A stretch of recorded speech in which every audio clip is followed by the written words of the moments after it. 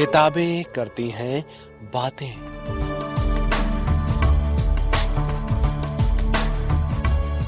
आवाज की तरंगों पर मेहनतकश जनता का साहित्य।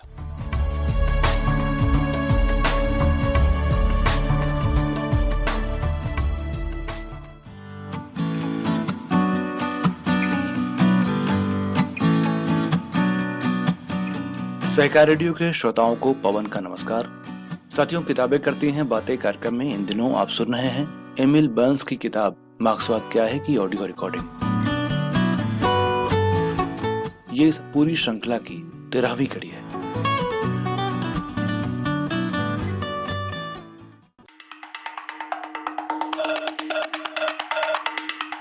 समाजवाद के विरोधियों का प्रायः एक तर्क ये हुआ करता है कि यदि ब्रिटेन की सारी संपत्ति पूरी आबादी में बराबर बराबर बांट दी जाए तो भी उससे मजदूरों के जीवन स्तर में बहुत कम अंतर पड़ेगा।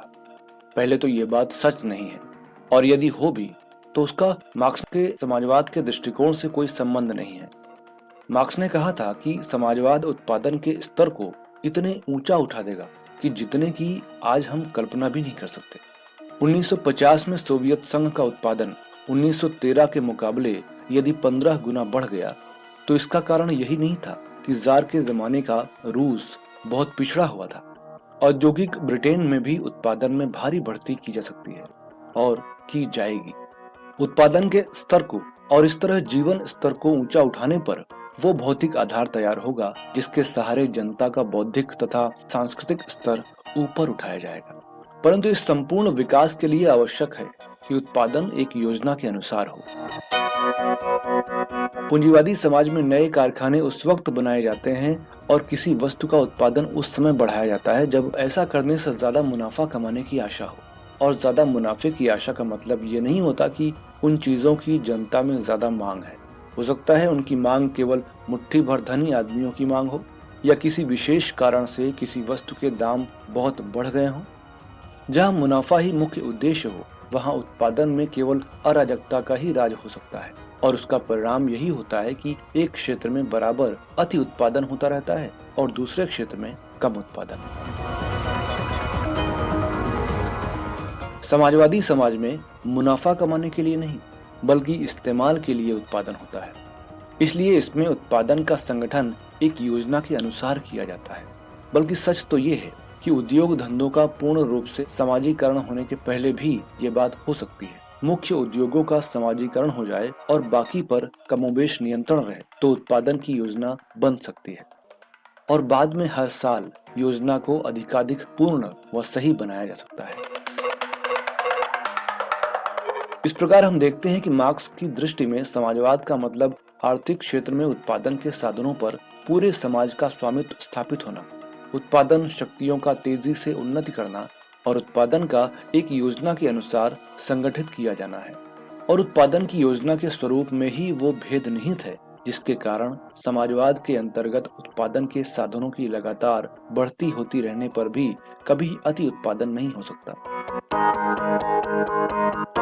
उत्पादन की राष्ट्रीय योजना के दो भाग होते हैं। एक, उत्पादन के नए साधनों, मकानों, मशीनों, कच्चे माल आदि की योजना। दूसरी, इस्तेमाल की योजना, जिसमें न केवल खाना, कपड़ा बल्कि शासन प्रबंध के साथ साथ शिक्षा, स्वास्थ्य, मनोरंजन, खेलकूद आदि भी शामिल है। और जब तक सैनिक शक्ति की आवश्यकता रहती है तब तक उसके लिए भी योजना में स्थान रखना पड़ता है। इस व्यवस्था में अति उत्पादन कभी नहीं हो सकता, क्योंकि इस्तेमाल की चीजों की कुल पैदावार आबादी में बांट दी जाती है, अर्थात कुल मजदूरी जिसमें हर तरह का भत्ता आदि भी शामिल रहता है इस्तेमाल की चीजों के कुल दामों के बराबर नियत की जाती है। योजना में खामी हो सकती है। उदाहरण के लिए हो सकता है कि किसी साल बाइसिकलें लोगों की जरूरत से ज्यादा बन जाएं और जूते कम, परंतु अगली योजना में ये खामियां बड़ी आसानी से दूर की जा सकती हैं और संतुलन बराबर किया जा सकता है। समस्या सदा इतनी ही रहती है कि किस वस्तु का उत्पादन कितना हो। पूरे उत्पादन को घटाने का सवाल कभी नहीं उठता, क्योंकि इस्तेमाल की चीजों की पूरी खपत इस्तेमाल की चीजों के उत्पादन से कभी कम नहीं पड़ती। और जैसे जैसे इन चीजों का सुनियोजित उत्पादन बढ़ता जाता है वैसे वैसे उनका सुनियोजित वितरण भी बढ़ता जाता है। परंतु इस्तेमाल की चीजें सीधे जनता में नहीं बांट दी जाती। वितरण के यंत्र का काम रुपया करता है, जो मजदूरी, वेतन या भत्तों के रूप में बांट दिया जाता है। इस्तेमाल की चीजों के दाम चूंकि नियत रहते हैं, इसलिए मजदूरी, वेतन और भत्तों का कुल जोड़ इस्तेमाल की चीजों के कुल दामों के बराबर रखने में दिक्कत नहीं होती, और इस प्रकार उत्पादन और खपत में कभी कोई भेद नहीं पड़ता। जो कुछ पैदा हुआ है वो सब लोगों को मिल सकता है। उत्पादन के बढ़ने पर पहले से ज्यादा माल आबादी के लिए तैयार हो जाता है और लोग पहले से ज्यादा चीजें इस्तेमाल करने लगते हैं।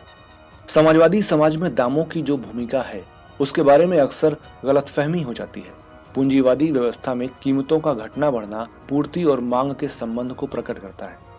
यदि दाम बढ़ते हैं तो समझना चाहिए कि बाजार में माल की पूर्ति बहुत कम है, और यदि दाम गिर जाते हैं तो इसका मतलब है कि बाजार में माल की पूर्ति ज्यादा हो गई है और उसे कम करना चाहिए। इस प्रकार कीमतें उत्पादन के नियंत्रणकर्ता का काम करती हैं, परंतु समाजवादी समाज में कीमतें केवल उपभोग अथवा खपत की नियंत्रणकर्ता हैं। उत्पादन योजना के अनुसार होता है और कीमतें जानबूझकर इस तरह तय की जाती हैं कि जो कुछ पैदा हो उसकी खपत हो जाए।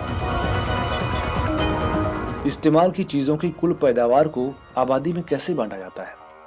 ये एक बिल्कुल मिथ्या धारणा है कि मार्क्स की कभी ये राय थी कि चीजों को बराबर बराबर बांट देना चाहिए। उनकी ये राय क्यों नहीं थी? इसलिए कि समाजवादी समाज की रचना एकदम नई बुनियाद पर नहीं होती, बल्कि उस पुरानी बुनियाद पर होती है जो उसे पूंजीवाद से विरासत में मिली है। बराबर बराबर बांट देने का मतलब होगा कि पुरानी व्यवस्था में जिन लोगों का जीवन स्तर औसत से ऊंचा था उन सब को नीचे घसीटा जाए। इसका मतलब होगा कि निपुण मजदूरों को, जिनका उत्पादन बढ़ाने में अनिपुण मजदूरों से कहीं अधिक महत्वपूर्ण भाग होता है, नीचे घसीटा जाए।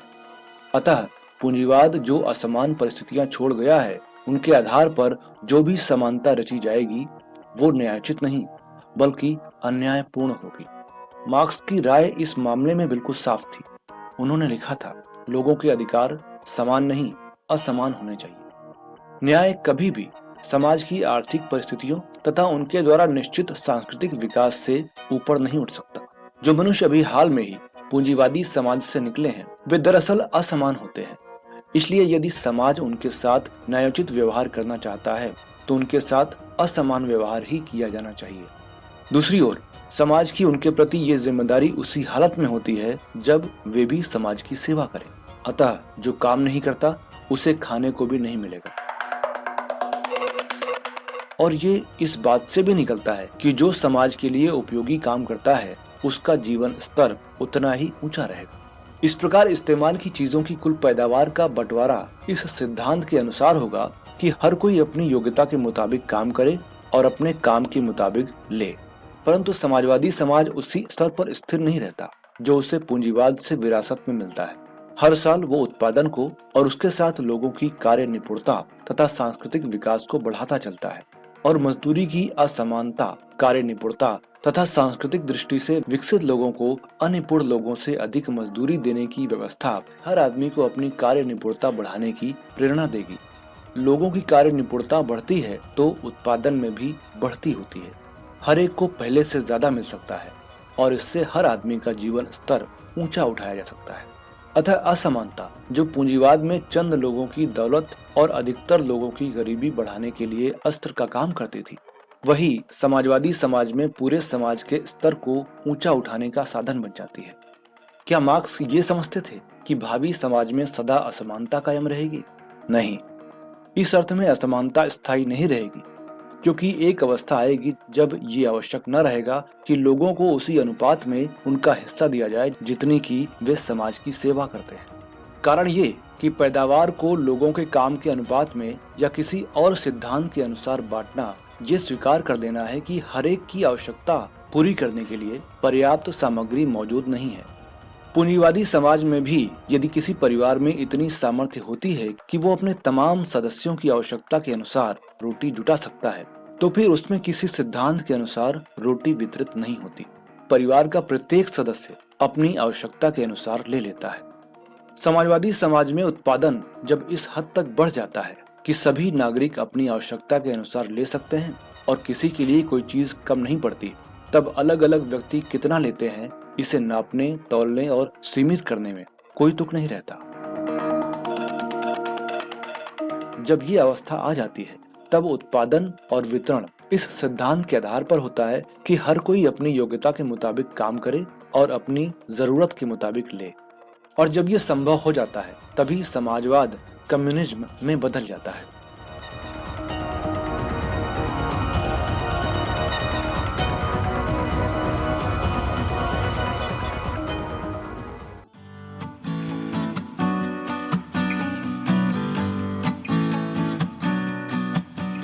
तो श्रोताओं, अभी आप सुन रहे थे कार्यक्रम किताबें करती हैं बातें के तहत एमिल बर्न्स द्वारा लिखी हुई किताब मार्क्सवाद क्या है की ऑडियो रिकॉर्डिंग का 13वां भाग। इस पुस्तिका को प्रकाशित किया है पीपुल्स पब्लिशिंग हाउस नई दिल्ली ने और इसका हिंदी अनुवाद किया है ओम प्रकाश संगल जी ने। अगर आप सहकार रेडियो का कार्यक्रम पहली बार सुन रहे हैं और हमसे जुड़ना चाहते हैं तो व्हाट्सएप पर जुड़ने के लिए हमारे नंबर 9617226783 पर अपने अकाउंट से नाम और जिला या शहर का नाम लिखकर भेजें।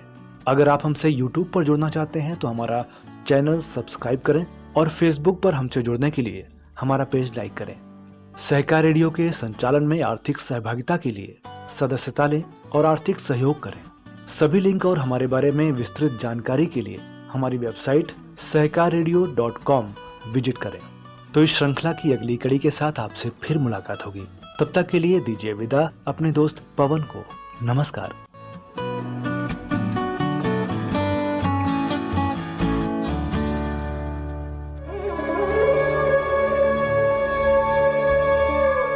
किताबें करती हैं बातें।